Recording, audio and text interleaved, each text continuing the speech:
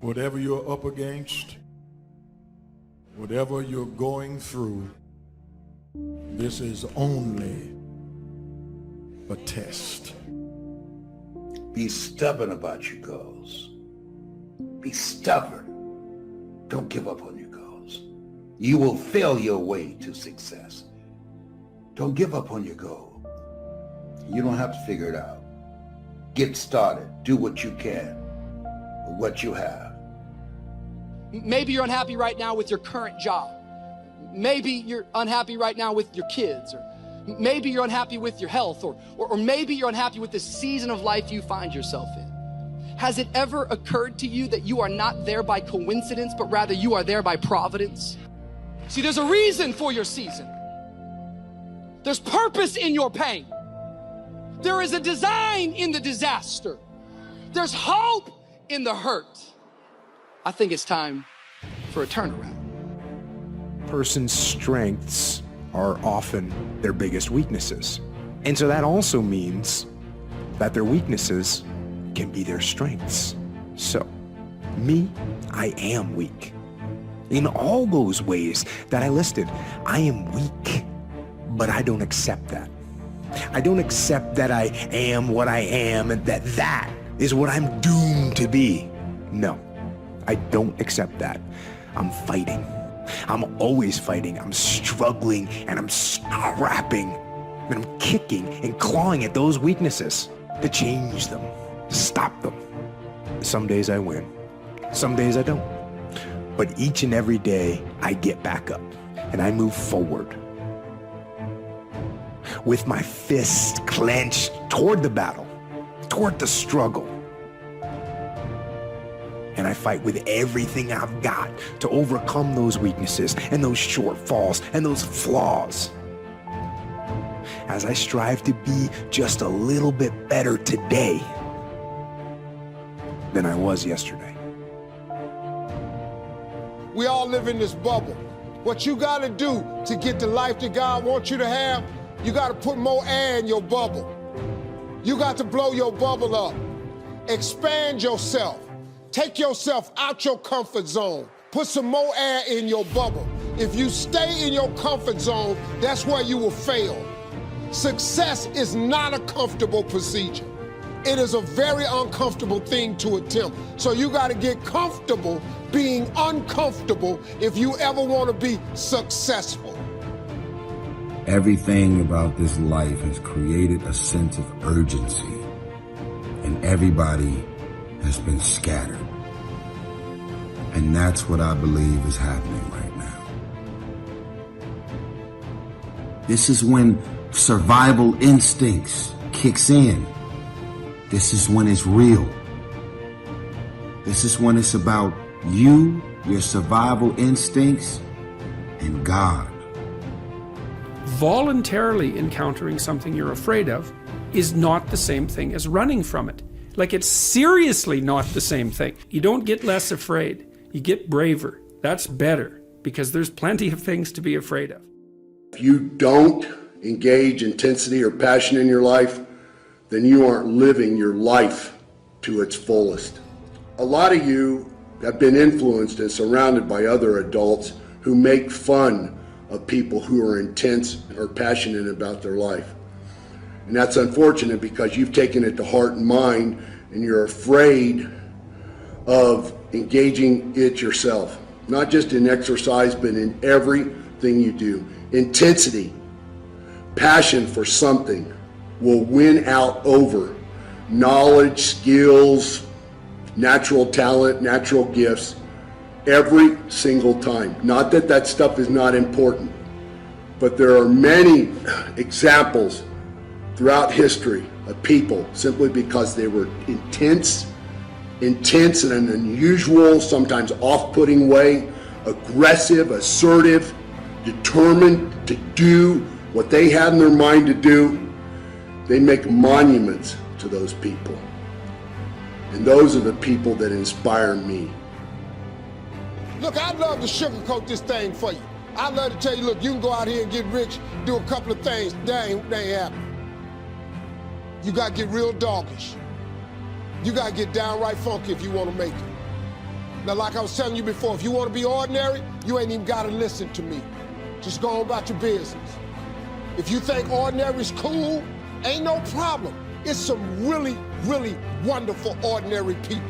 But if you are sitting in this room and you have extraordinary aspirations, then you're gonna have to do extra. It's no other way. I'm sorry. Just because you can't see the light at the end of the tunnel, it doesn't mean that it's not there. Right. You gotta keep pressing forward, you gotta keep pushing on, and you gotta make a choice there that no matter what, I will not give up. I am never out of the fight. And if you can't summon up the energy, the excitement, the enthusiasm for something, then your life every day is going to be a drag to wake up to. When you crawl out from underneath the covers every morning and you sit on the edge of the bed, you have a choice before you. I mean, we didn't make the world the way it is. It's filled with alternatives. Always will be. Until we aren't here anymore, it will always be alternatives. There will always be the good, there will always be the bad. There will always be the beautiful, there will always be the ugly. There will always be the excellent, and there will always be the incompetent. There will always be what is wonderful and what is horrible. We didn't make the rules of the world. So fighting against that fact, that axiomatic truth that the world is created of alternatives is just a waste of energy. But spending your energy on your choices that you make every day is where the secret lies, is where the worthiness lies, is where the value in life lies. Rich people don't sleep 8 hours a day. That's a third of your life. It ain't but 24 hours in a day. You cannot be sleep 8 hours a day. You can't live in LA and wake up at 8 o'clock in the morning. It's 11 o'clock on the East Coast. The stock market been open 2 hours. They already making decisions about your life and your ass will sleep. He who loves to sleep and the folding of hands, poverty will set upon you like a thief in the night. Every morning you wake up, there are 2 doors, and there are thundering knocks at each one of them. Behind one lies your destiny and living. Behind the other lies death. Being alive, having breath, your heart pumping blood, you being able to see through your eyes, that's not living, that's being alive. Stick your chest and your chin straight out and welcome the first full blow of the day. Living is engaging your life with intensity and passion. At some point in time, at least at some point in time, even for a little bit of time, every day.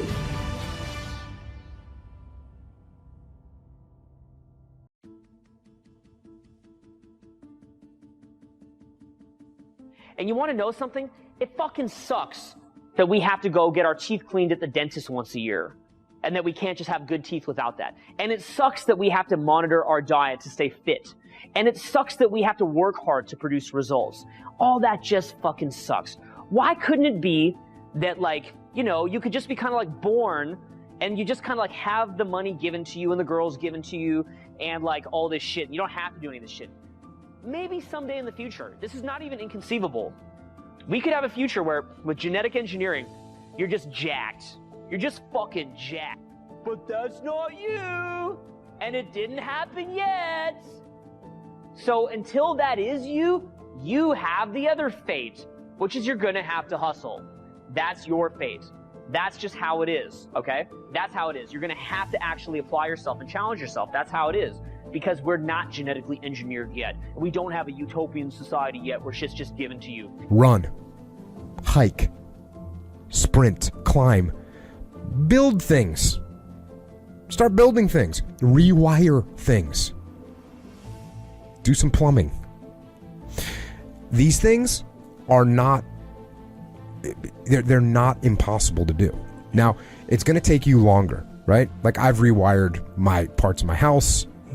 I've replumbed parts of my house, so done all the plumbing in parts of my house. Now, if you watch a skilled electrician do what I'm doing, it would literally take him 1/8 of the time, maybe 1/4 of the time, because or like the drywaller we were talking about earlier.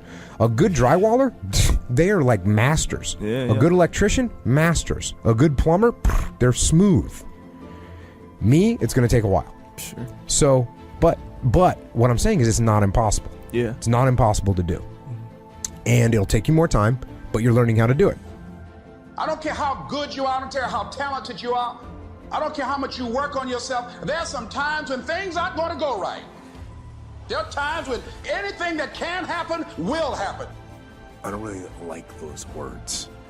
Self-help or self-management or self-improvement. I don't really like what those words have come to mean these days. Because there's a lot of people out there that are constantly trying to improve themselves by looking for the one change. The one change, right? The one change in their life that's going to make their dreams come true. And even worse, on top of that, there's a lot of people out there, a lot of self-help gurus and these hyperactive motivational speakers and these other self-appointed modern Zen yoga warriors that they're trying to sell the one thing. They're trying to sell the 9 steps or the enlightened path that's going to allow you to unlock all of your human potential and fulfill the dreams so you can live the life that you've always wanted to live. Now, I'm no guru. And I definitely don't claim to be. I'm just a man. But I will tell you this. It isn't one thing. And it isn't 10 things. And it isn't 100 things. It isn't a quick path. And there are no shortcuts. Meditation won't get you there, and neither will a miracle drug or an organic supplement or some superfood. Getting better isn't a hack or a trick or a one change that you need to make. Getting better is a campaign. It's a campaign. It's a daily, a weekly, it's an hourly fight. An incessant fight that doesn't stop against weakness and against temptation and against laziness. It's a campaign of discipline.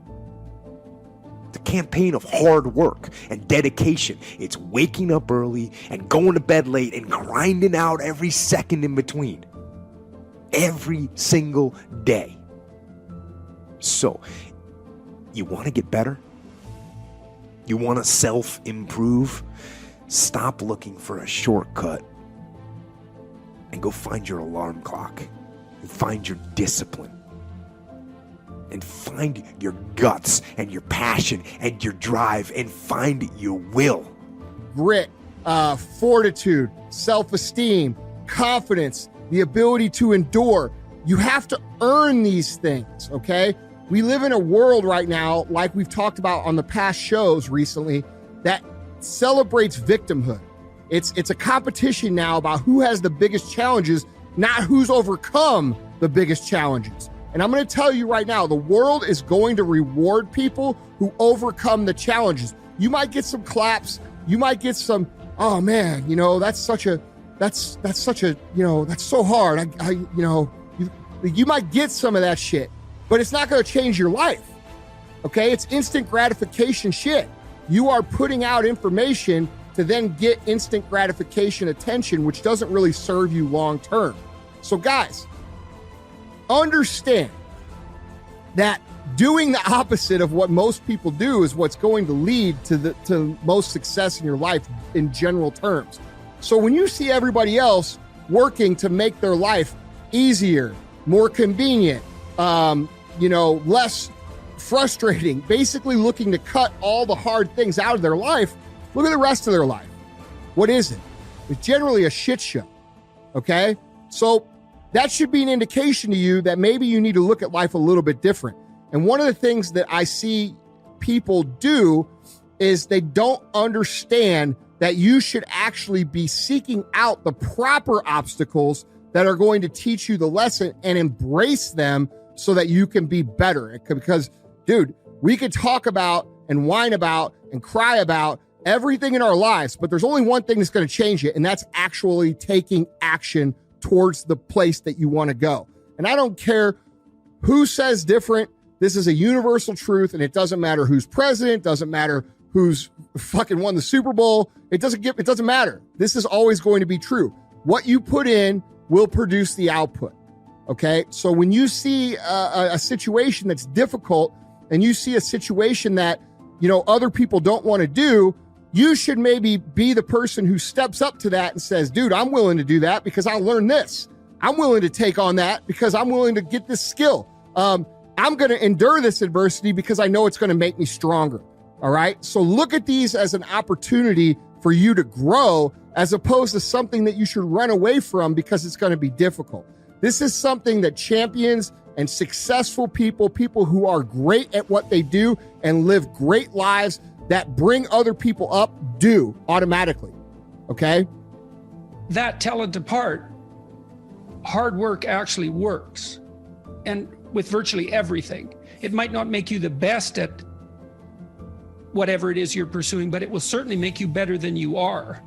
And so it's fascinating to see that destiny in some sense is built right into the person to begin with.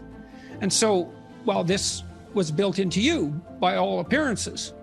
And so it manifested itself in what attracted you even in play as a child. And that's the beginning of identity formulation, that play.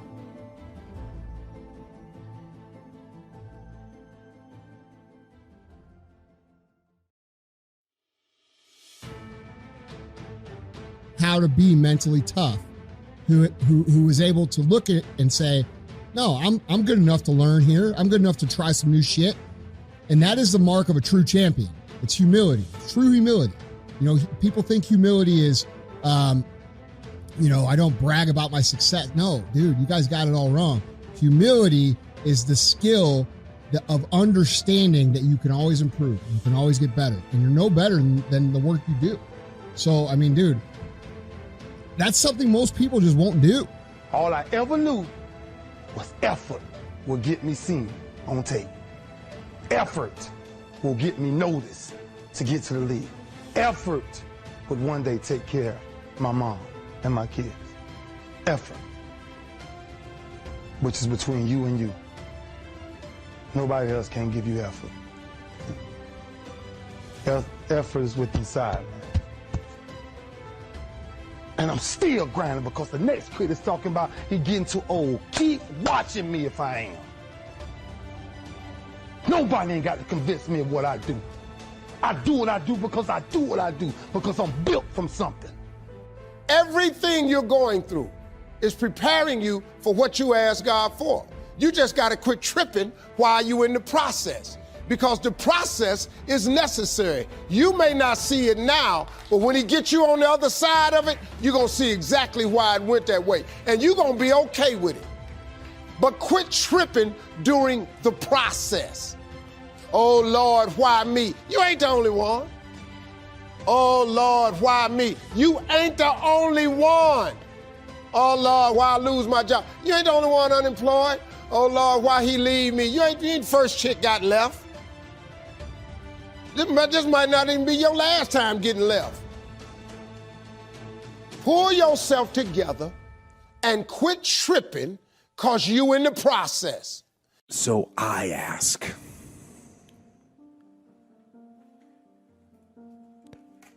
what is your wake-up call? What is enslaving you? What is controlling your thoughts? Is it the television set? Feeding your mind images of what life should be? Is it the internet drawing you in and controlling your time? Is it drugs or alcohol numbing your brain and diminishing your desires? Or is it weakness? A lack of discipline that prevents you from accomplishing what you want to accomplish? Some of you are not where you want to be. You don't have what you want to have. You're not doing what you want to do because you've never been exposed to it before. And that's how my life changed. When I started hanging around millionaires, when I started hanging around successful business owners, when I started hanging around success, it rubbed off on the kid. Are you hearing me? I took those principles and bam, took them to another level. And I'm about to share some principles with you today for real. It's going to take you to a whole other level. So last week I told you, shut up. Shut up. You talk too much and you never shut up. I told you to talk less and grind more. Are you hearing me? Talk less and grind more. You know, there are so many people on the planet and they're really operating from the past. And here's what I mean. Something happened to them when they were little kids. They were told not to dream too big. They were told to dress like everyone else. They had a dream and the dream failed. Or maybe you were a teenager and there was someone that you loved and you got rejected. Or maybe you were 22 and you started a business and you failed in that business. And now it's 10 years later or 20 years later or 40 years later and you're still living in the past. Average person, you and I have about 75,000 thoughts a day rattling around in this thing we call our brains and our minds. 75,000 of them. The crazy thing is 91% of those thoughts are identical to the previous day and are identical to the day before that and the day before that and the day before that. And then we wonder why our life seems to repeat itself over and over again. So really the difference in our life, if we have 75,000 thoughts a day, here's the crazy thing, 91% of them are exactly the same. The separation in our life is in those 9% of their thoughts, because remember this, these magnets are pretty powerful. That's why I'm always saying that your obsessions become your possessions, because they do. You draw into your life exactly what it is you think about. It's a physical reality that you attract to yourself what you think about. So the difference in our life is 9% of our thoughts. That's why people say all the time the difference between winning and losing is so small, it's almost too scary to talk about. And really, we've identified what it is. It's 9% of what we think about alters the direction of our life. So what I'm here to tell you today is you've got to hone in and get aware of what you think about and then alter those 9% of the thoughts that are variable on a daily basis to serve you. These thoughts that we have, we think they're our thoughts, so it makes it really hard to change them. And people meditate and try to not think thoughts. Show me somebody that's done that successfully, consistently. They're full of shit. Okay? Everybody, the mind thinks thoughts. But here's the distinction. If I told you 100 years ago we're going to fly to the moon and back, you would have called me a lunatic. That's where the term comes from. And people still use it, and it doesn't make any sense, because a lunatic is somebody who thought we'd go to the moon and back and we've done it, right? I didn't know that. But if I would have told you 100 years ago that there's going to be a box in your pocket and you're going to pull this thing out, you're going to hit a couple buttons, and then it's going to capture invisible waves that are drifting around the earth and bring the waves in, and you're going to see somebody on the other side of the earth and you're going to talk to them, you're totally nuts. Thoughts are those invisible waves. And when you use your body in a certain way, if I sit like this, I'm going to tap into a different channel of those waves than if I'm sitting like this. Kind of like a TV set. If I turn one channel, it might be a comedy channel. I'm going to see a lot of laughter. Turn another one, it's a horror channel. Turn another channel, it's a romance channel. This is what changes which of those waves you touch in. So if you can start to realize that your thoughts that you think are your thoughts, there's nothing unique about your thoughts. They've been around for thousands of years. You're just tapping into them because of what you're doing with your body that makes you either fearful or passionate or courageous or whatever you're feeling. As you go in those states, you get different thoughts. So what I want people to see is that learn how to just see those thoughts go by. Learn how to be entertained by those thoughts. That means when you have opposition, when you have trouble and things come against you, God has a table there. The key is to don't fight with the opposition. Don't live worried, upset, stressed out. No, take a seat at the table God has prepared. If you will stay in rest, then God will go to work. But when you work, God rests. As long as you're uptight, worried, trying to make it happen only in your own strength, it will limit what God will do. The psalmist said, "Be still and know that He is God." Clear out the worry. Clear out the negativity. Live from a place of faith, a place of peace. God has you in the palm of His hand. Nothing you're facing is a surprise to Him. He said to the Israelites, "Stand still and you will see the deliverance of the Lord." He wasn't just talking about physically, He was talking about in their mind.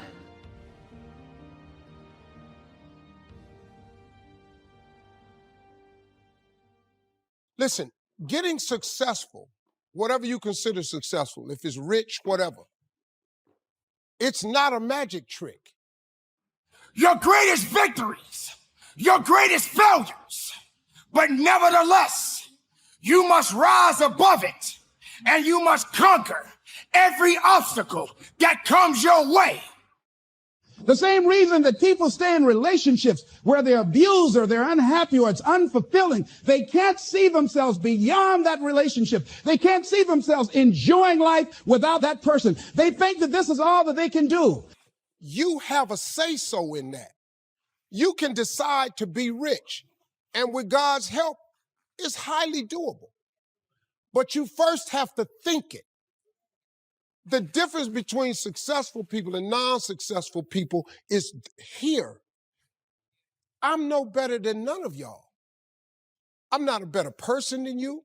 I'm not a better Christian than you. God don't love me more than you. None of that.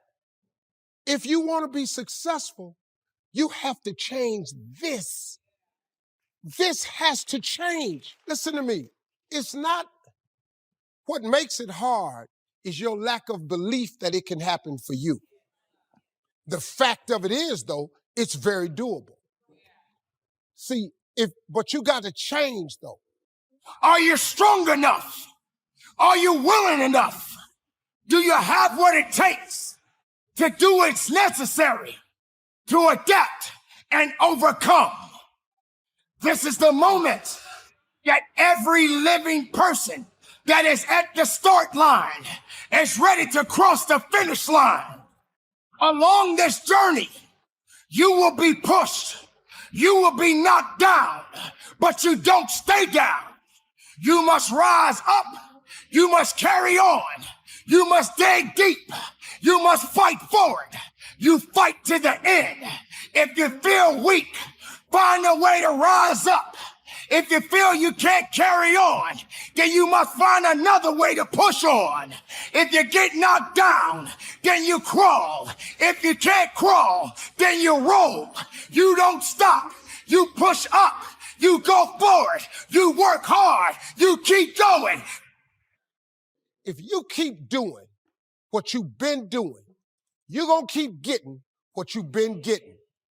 So if you're at a place in your life and you ain't happy with it, you have to change some things. But you have to make a conscientious decision that you're going to change. And it's not dependent on anybody else.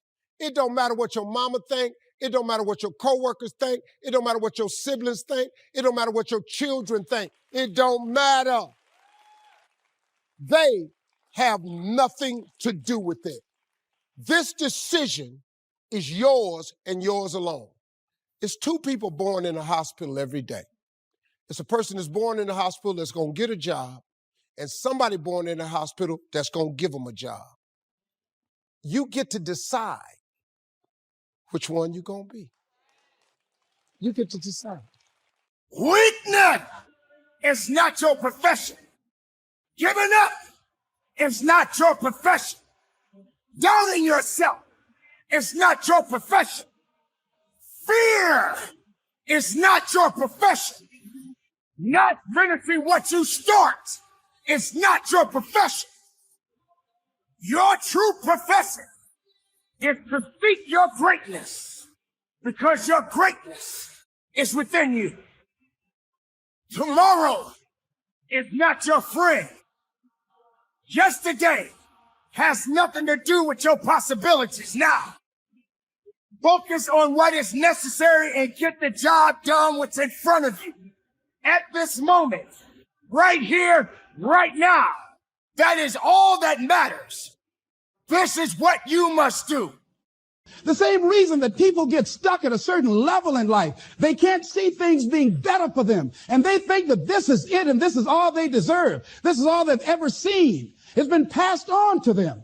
And they think that this is it for them. Oh, no. I was looking what Dr. Blanton, Smiley Blanton, who is a colleague of Dr. Norman Vincent Peale, what he said about fear. He said, fear is the most subtle and destructive of all human diseases. Ladies and gentlemen, fear kills dreams. Fear kills hope. Fear put people in the hospital. Fear can aid you. Fear, ladies and gentlemen, can hold you back from doing something that you know within yourself that you're capable of doing, but it will paralyze you. And it seemed like you're in a hypnotic spell. Real, so you watch it on TV so you can get inspired. And so Warren Buffett, everybody's sitting down, Warren Buffett walks in the room, and when Warren Buffett walks in the room, it blows my mind. I'm like, yo, this dude is human. I'm like, I've been seeing him all, like, you know what I'm saying? Like when you see celebrities, they always photoshopped. Like, you know what I'm saying? Like you see celebrities, it's like Oprah hair always intact on the thing. I ain't never seen Oprah hair out of tack on one of the, like her magazine. She come on TV, got the everything. Warren Buffett walked in, he wasn't on TV. He wasn't Photoshopped. He was human. You know what I'm saying? He was human. You could see like the skin color, you know what I'm saying? The blemish, like you could see it. He came in, he didn't have on a Pat Riley suit. Like he didn't come in with an Italian suit on. He came in with like a normal, I'm like, that's a normal suit. I'm like, that's Sears and Roebuck. I know Sears and Roebuck. That's a Sears and Roebuck suit. And I ask you a question, what is the benefit? What's the benefit of allowing fear to hold you back? What's the benefit of giving up on yourself, of not stepping out on life and taking life on? What is the benefit for you? What's the plus in that? It's one of the things I had to ask myself. So I didn't want to make any mistakes. I wanted everybody to like me. I wanted to be perfect the first time I did something. It's not going to happen. You're going to make some mistakes. You're going to hurt some folks' feelings. You're going to create some enemies whenever you decide that you want to begin to take life on. You've got to ask yourself, how long am I going to allow this to hold me back? I like what Zig Ziglar says. He said, fear is false evidence appearing real. That is an illusion that we create in our mind. It is a state of mind that can be changed. You know what's so crazy? He could wear a Sears and Roebuck suit because he was already one of the richest men in the world. He didn't have to come in and impress nobody. He didn't have to come in and prove that he was rich because we know he's rich. I'm like, what an amazing feeling. Like you can be your authentic self. Like Warren Buffett didn't have to come in because some other guys came in and they had their suits that he didn't have on. And they had the $1 million watches that he didn't have on. And they had the shoes that he wasn't wearing. Come on. This is Warren Buffett. Like I saw his shoes. I'm like, yo, you can get those at Macy's. I'm looking at my man like, them some Macy's shoes, right? Those not even like Gator, you know, like you got to get them imported from Italy. I was like, I see, matter of fact, I've seen those exact shoes at Macy's. He had a normal tie on. He didn't have it all the way up. He didn't have a Pat Riley like cut. It was just a normal button up. And one of them was button, one wasn't. And he came in the room and he's not GQ. So he wasn't trying to act like he came in to give financial advice.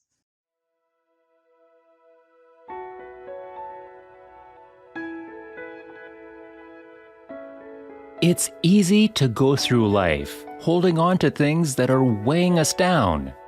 Guilt, worry, doubt, resentment. The problem is, when you allow these things in, they're taking enough space for the good things that should be there. Imagine your life is like a container. You were created to be filled with happiness, love, joy. But if you allow resentment in, it pushes out the joy. There's not space for both. You can only choose one. You cannot go above 100%. You have a limited amount of room if you allow guilt and worry to take up space. The reason some people don't enjoy their lives is because of their container. Their heart is contaminated with so many things. They have 10% anxiety, 15% bitterness, and mad at their friends and neighbors, 25% guilt and sabotaging themselves for their past mistake, 10% jealousy. They don't realize 60% of their container is negativity. They wonder why they don't have joy, peace, pride, because they have only room for 40% of what they should have. Give no place to anger. Give no place to fear. give no place to resentment. It can't come in and automatically take over. Watch your thoughts. You have control over what you think about and what you choose to allow in. We all have negative emotions, negative feelings. You have to make the choice. And I'm not going to give this anger, bitterness, worry to poison my life. Every morning when you wake up, we need to empty out anything negative from the yesterday. Maybe somebody offended you at work or school and they didn't treat you right.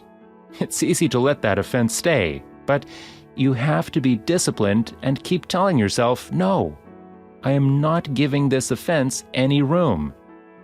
This day is a gift from God, and I am not going to let it sour my day. They hurt you once. Don't let them continue to hurt you by holding on to the offense. Being offended is not harming them, it's just harming you. Every morning, start your day with gratitude and empty out the guilt. Empty out the discouragement. And when the impurities come, when the infection comes, don't let it stay, let it pass. Keep your heart pure. If you do this, you're going to step up to a new level and life with more joy, more peace, and happiness. Sometimes we wonder why we can't get ahead and why we don't have any strength. It's because our thoughts are limiting us. You can't think defeat and have victory. Your life is going to follow your thoughts. You need to think power thoughts. Everything starts in our mind. I'm worried about my finances. I am stressed over my children. That's just drawing in more negativity. You will be amazed at what will start to happen if you start thinking positive thoughts. You will feel strength, courage, determination start to rise up. Proverb 4 says, "Be careful what you think, because your thoughts run your life." Are you thinking power thoughts? Or are you thinking defeated thoughts? In every moment, you're actually choosing which direction your life is going to go. Don't just think any thought that comes to mind. If it's negative, don't give it the time of day. If you dwell on those negative thoughts, you'll miss your destiny. When you're in tough times, the enemy will work overtime, trying to convince you that the problem is too big. He knows if he can keep you defeated in your thoughts, then he can keep you defeated in your life. When thoughts tell you it's not going to change, instead of thinking those weak thoughts, turn it around and say, "Yes, I have a lot of problems, but I've been armed with strength for every battle. Whatever God started in my life, He is going to finish it." But if you believing these lies that is too much, then you're going to feel overwhelmed and you'll get stuck where you are. Look at how big your God is. That obstacle is no match for Him when you believe all things are possible. Get your thoughts going in the right direction. You're not fighting this battle on your own. You are not alone. You have the most powerful force in the universe on your side and fighting for you. It is a fact that majority of people are negative, but you can't just fit in and keep thinking like everyone else. God is looking for people that are not discouraged by how big the opposition is. Negative thinking is contagious. All around us, there's negative news. Analysts telling us what could happen, how it may get much worse. It's good to be informed, but you can't let that poison destroy your life. Isaiah 8 says, "Do not think like everyone else." You don't have to fear the virus, fear the future. Just keep honoring God, and He will keep you safe. He will do what medicine can't do. When the majority are afraid and negative, you have to be on the offensive and say, "No, I'm not falling into that trap. I'm going to trust God." everything is going to be better at the end. I'm going to think power thoughts. I was out riding my bike the other day. Most of the route is flat, but there's one very big hill. I like to exercise and enjoy the challenge. But this particular day, I was tired. And about 10 minutes into my ride, I started thinking, I don't want to go up that hill. I don't want to have to push. Wondering if I could make it up, and at one point, I received a phone call. I started talking as I was riding. About 20 minutes later, I hung up. I thought, okay, I don't want to go up that hill. When I looked around, I realized I had already gone up the hill. But because I was distracted with the phone call and not convincing myself that I couldn't do it, I made it up the hill with no problem. I wonder, how many times we're telling ourselves what we can't do, thinking these weak, defeating thoughts, when the truth is, you have already been equipped to handle it. When God created you, He put in you everything you need to fulfill your destiny. Every morning when you wake up, tell yourself, this is going to be a good day. I am confident and strong. I have the favor of God.